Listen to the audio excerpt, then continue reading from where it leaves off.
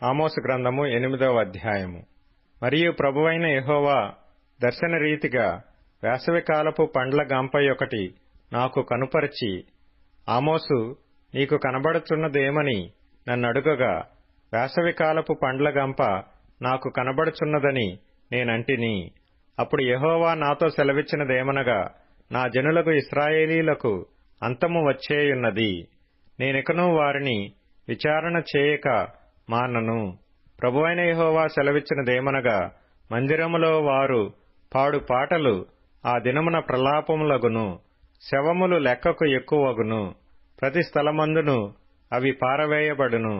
ఊరకుండుడి, దేశమందు బీదలను మృంగివేయను, దరిద్రులను మాపివేయను కోరువారలారా, తూము చిన్నదిగాను రూపాయి ఎక్కువదిగాను చేసి దొంగత్రాసు చేసి మనము ధాన్యమును అమ్మునట్లు, అమావాస్య ఎప్పుడైపోవునో మనము గోధుమలను అమ్మకము చేయునట్లు, విశ్రాంతి దినము ఎప్పుడు గతించిపోవునో అని చెప్పుకొను వారలారా, దరిద్రులను వెండికి కొనునట్లును, పాదరక్షలనిచ్చి బీదవారిని కొనునట్లును, చచ్చుధాన్యమును మనము అమ్ముదము రండని, విశ్రాంతి దినం ఎప్పుడైపోవునో అని చెప్పుకొను వారలారా, ఈ మాట ఆలకించుడి.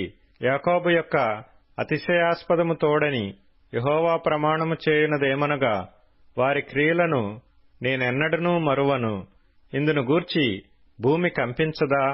దాని నివాసులందరూ అంగలార్చరా? నైలు నది పొంగునట్లు భూమి అంతయూ ఉబుకును. ఐగుప్తు దేశపు నైలు నది వలె అది ఉబుకును. మిస్రయీము దేశపు నది వలె అది అణగిపోవును.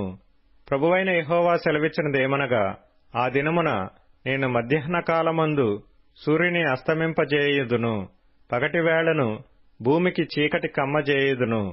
మీ పండుగ దినములను దుఃఖ దినములుగాను, మీ పాటలను ప్రలాపములుగాను మార్చుదును.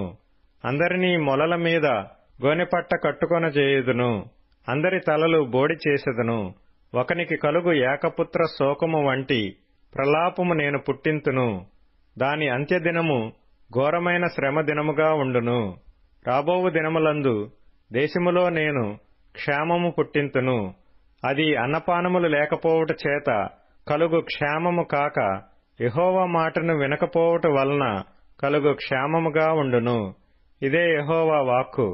కాబట్టి జనులు యెహోవా మాట వెదకుటకై ఈ సముద్రము నుండి ఆ సముద్రము వరకును, ఉత్తర దిక్కు నుండి తూర్పు దిక్కు వరకును సంచరించుదురు గాని అది వారికి దొరకదు. ఆ దినమందు చక్కని కన్యలును యవ్వనులను దప్పిచేత సొమ్మసిల్లుదురు. షోమ్రోను యొక్క దోషమునకు కారణమగు దాని తోడనియు, దాను నీ దేవుని జీవము తోడనియు, బెయేర్షెబా మార్గ జీవము తోడనియు ప్రమాణము చేయువారు ఇకనూ లేవకుండా కూలుదురు.